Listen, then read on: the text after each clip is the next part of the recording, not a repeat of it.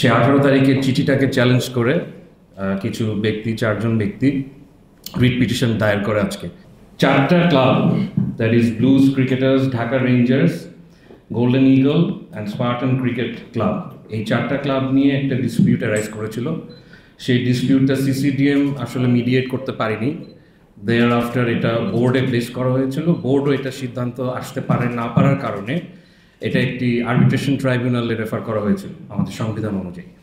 সেই arbitration tribunal was presided by sole arbitrator justice Mirza Hossain Haider. উনি appellate ডিভিশনের রিটায়ার্ড জাস্টিস।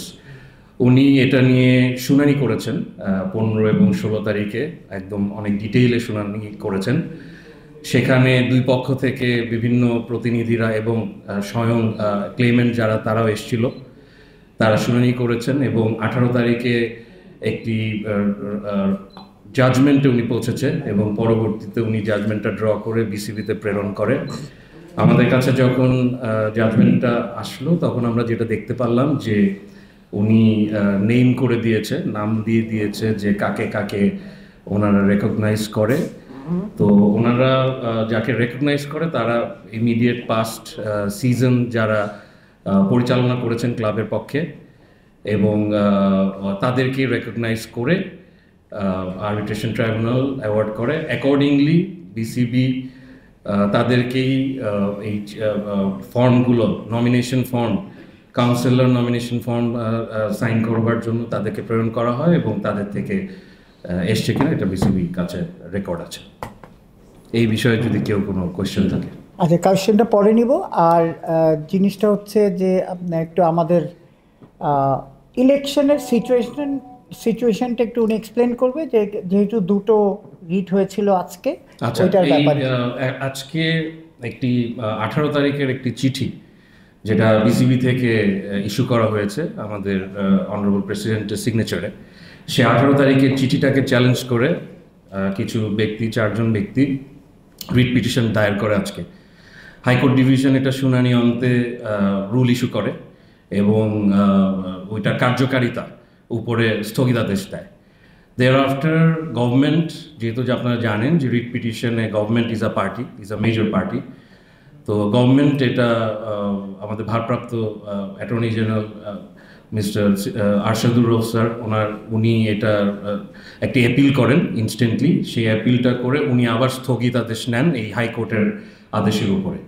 এই স্থগিতাদেশটা নেবার কারণে আসলে এই বিষয়ে যে একটা আনসার্টেনটি বা একটা কোয়েশ্চেন বা একটা কনফিউশন অ্যারেজ করেছিল সেটা আর এখন থাকছে না। হাউএভার এটা 28 তারিখে আবার শুনানি হবে বলে আমরা জানতে পেরেছি। 28 তারিখে ওই চেম্বার জাজ আদালতেই শুনানি হবে। তো এটা হলো আপডেট অ্যাবাউট আজকে যে কেসের ব্যাপারে এই হয়েছে।